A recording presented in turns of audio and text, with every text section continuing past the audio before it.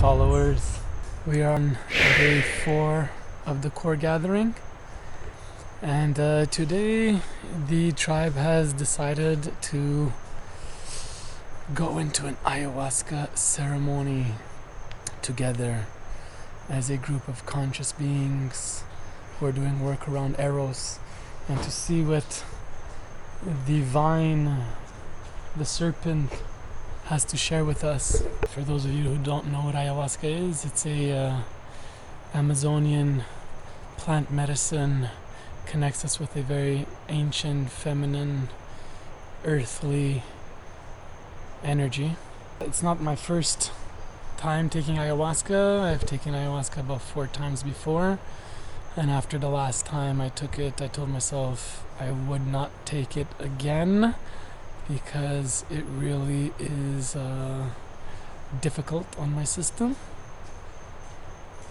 I do a lot of purging on it, and yeah, so I'm feeling some nervousness, some apprehension, but I've decided to do it because I think this is gonna be the first time I get to do it in the Amazon, actually, in nature, so it's a big opportunity. So calling in celebration, finding that place in myself that could open back to innocence and joy and just ease. I'm looking forward to see what the Brazilian version of ayahuasca is, because I've been doing it the Peruvian tradition, and that one seems to be very intense. So I'm open and I'm ready to be taken and to see what I need to see in order to be a stronger individual and stronger contributor to this planetary movement that we're leading. Só pra me dizer se sabe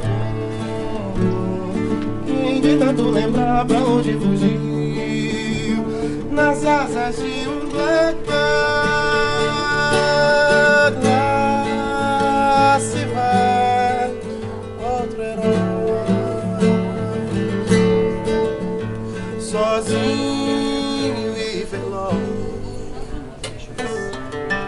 Será que quando voltar estarei aqui atrás para lhe beijar como nunca eu fiz? Então, quem sabe com um cigarro. We are now in a pod circle sharing about our ceremony last night, and Crystal Dawn is going to begin.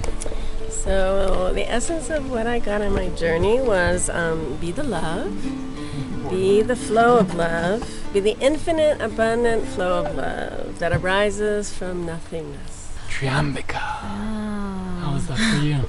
For me, this experience was blissful.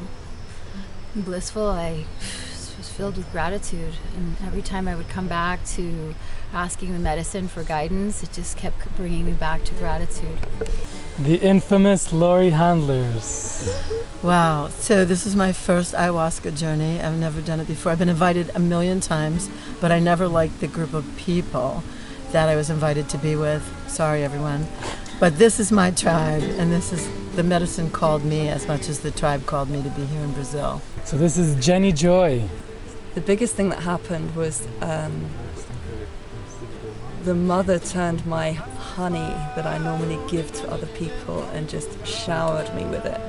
And I was bathed in radiance and ecstatic joy all night. It's still so vivid in my body. It was absolutely incredible. Nimrod. For me it was a very, very strong process journey, really inside of myself, inside of my perspective, inside of my issues, my judgmentals. And it's really started from a big celebration of moving the energy, just feeling the energy and dance it all out and allow it to dance me. Actually, I don't dance it, it was dancing me completely. Xavier. Oui, it was a magnificent, beautiful, absolutely orgasmic journey of sounds, colors, emotions, feeling, presence. Yasmin, tell us. I found that incredible yesterday to really move with that Shakti and with that feminine energy, and noticing also how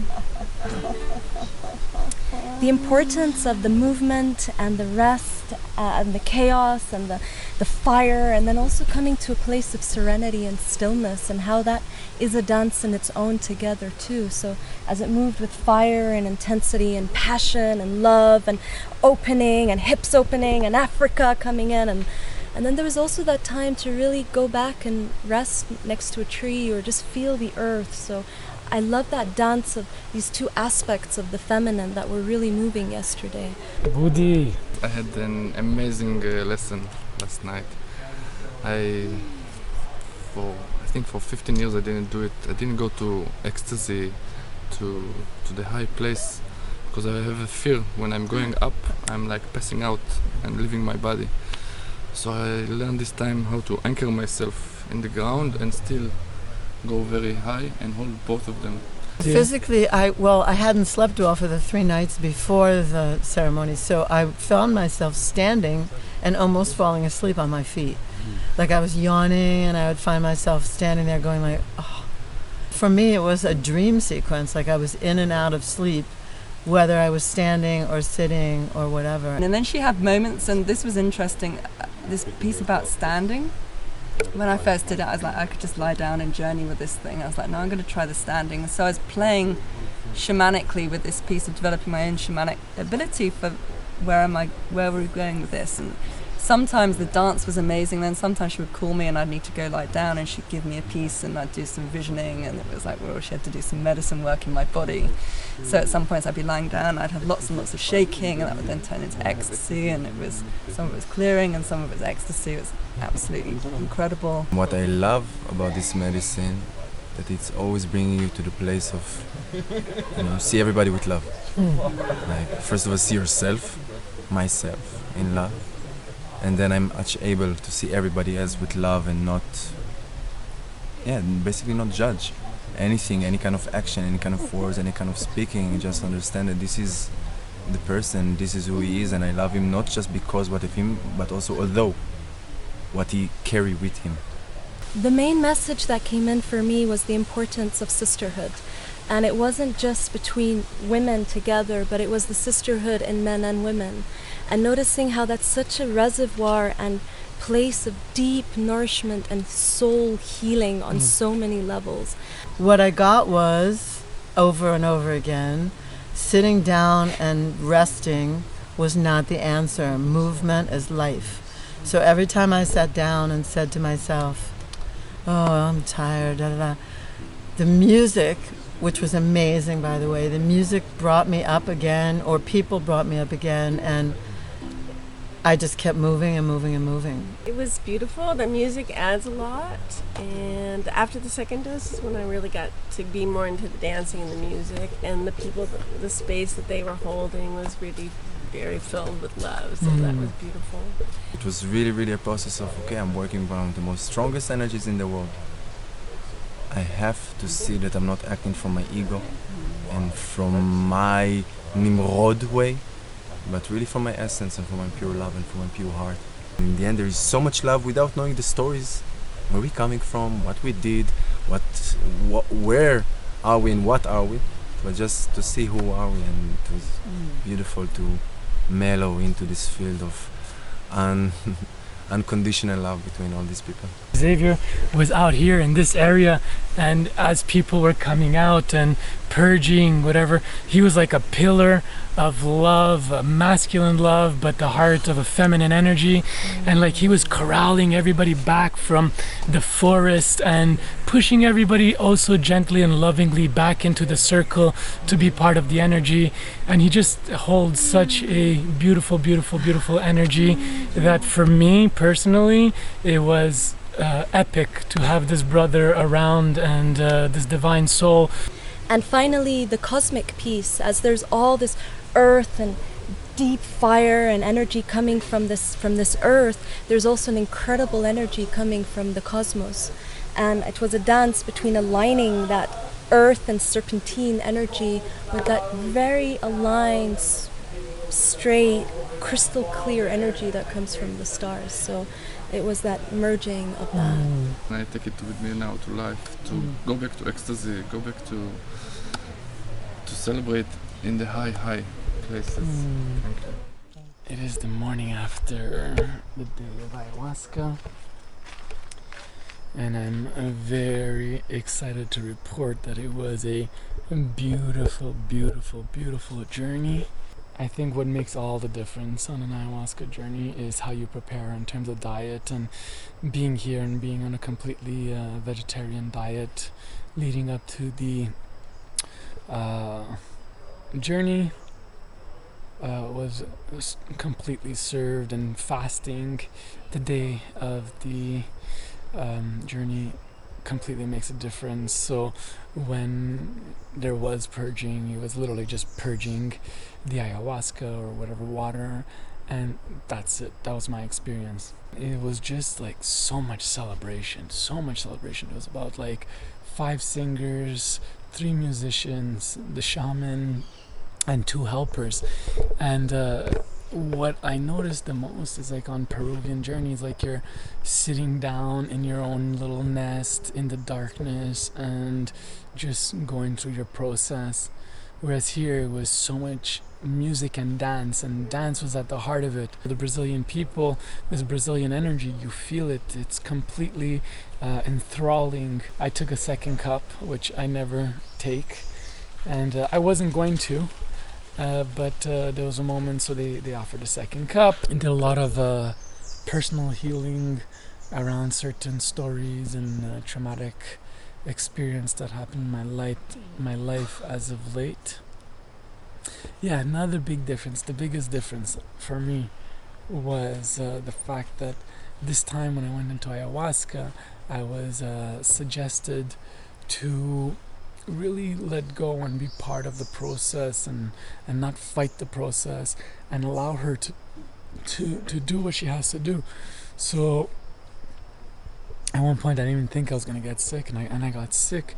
And so while I was purging, I went into a centered self-meditative place of just really honoring the medicine and honoring the spirit of the medicine. And so basically what I told the medicine was, I'm open, I'm ready to receive you, I'm ready to receive your gifts, I'm ready for you to teach me, and I'm not afraid, and I understand that this is just the gate into the work, into the gift. So I purged, and I was awake and alive, and at one point there was this beautiful tree in front of me, gorgeous with beautiful moss, so sensual. I saw the sensuality of a simple standing tree, and I wanted to touch it, and I just felt like I shouldn't be touching without permission, like a woman. So I dropped down to my knees, and I just started communing with the tree with complete respect. I close my eyes, and I kneel, and I crouch, and I put my head to the floor, and the ayahuasca started working and opening the channels and going down the tunnel. And then what I saw was like a close-up of insects, and how they look, and what they're working, and what they're doing with their hands. So the insects were basically speaking to me, and I allowed myself to follow, and the head of the insect opened into this beautiful, the heavens open. Anyways, blah blah blah, you can't really explain these visions. And just as I was getting this vision, one of the helpers came by and danced and tapped me and basically said, get up and wake up and get up. So that's the thing I find the biggest difference between the Peruvians and the Brazilians, is that the Peruvians will not make you, but they create a space where you dive deep into those visions, whereas the Brazilians, it's really about moving the body and moving the life force. So it really aligns with what we're doing here with our tribe in terms of moving Kundalini energy. Ayahuasca, I call it, is the great equalizer. Anybody that thinks they're above, you'll see them on their knees at one point. So it's the great equalizer, and which also showed us a lot in our tribe as well, in terms of egos and humility. So yeah, I was just very happy not to be knocked out and to actually have life force energy move through me. You could get to do this journey in the jungle, in nature. It is the most beautiful and the most beautiful gifts that you could give yourself.